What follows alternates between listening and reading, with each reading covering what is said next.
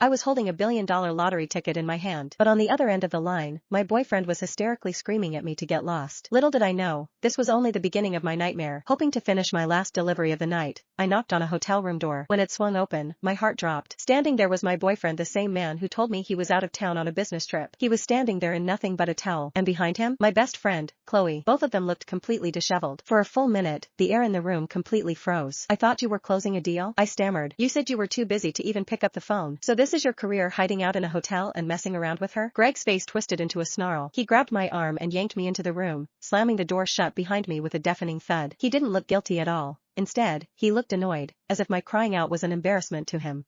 Chloe took the opportunity to wrap her arm around his shoulder, her posture dripping with provocation. She smirked and told me she was Greg's official girlfriend and that they had been seeing each other behind my back for 7 years. The realization hit me like a ton of bricks. I was the fool, the one kept in the dark this whole time. Blinded by rage, I tried to lash out, but he caught my wrist in a vice-like grip. Greg didn't just admit he never loved me. He looked me in the eye and told me I was nothing to him. He said the only reason he stayed was to use me as a walking ATM. Without my money, he wouldn't have put up with me for a single second. Tears streamed down my face like a broken necklace. I screamed, demanding to know why they would treat me this way. Then, Chloe delivered the final blow. I was just an uneducated delivery girl to them. Every cent of the hard-earned money I made working day and night was immediately spent on her designer bags and luxury gifts. I was breaking my back for them, and they were bleeding me dry. The fury made my skin crawl.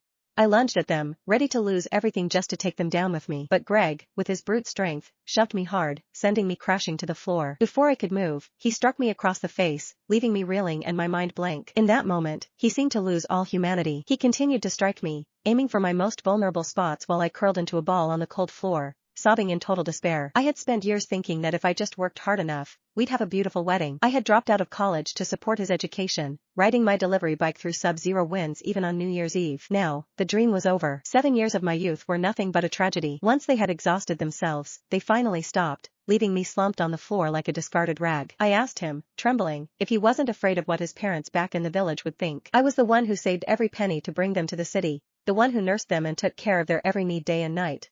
Greg just let out a mocking laugh. He told me all their kindness was a lie meant to keep me under their thumb. If they hadn't played along, they wouldn't have had a free maid to wait on them hand and foot. At that moment, my world completely shattered. It couldn't be true. There was no way their love for me was an act. To prove it, Greg snorted and dialed his mother on speakerphone. He arrogantly announced to her that he had finally dumped that girl. I'm done acting. I'm bringing Chloe home to meet you guys. Greg shouted into the phone. To my horror, his mother didn't just agree, she cheered. Her only concern was who would be there to clean up after them and send them money now that I was gone. Greg boasted that he had just closed a $2 million deal. He claimed he'd hire 10 professional maids who would be far more refined than a low-class delivery girl like me. On the other end, the woman I thought was my future mother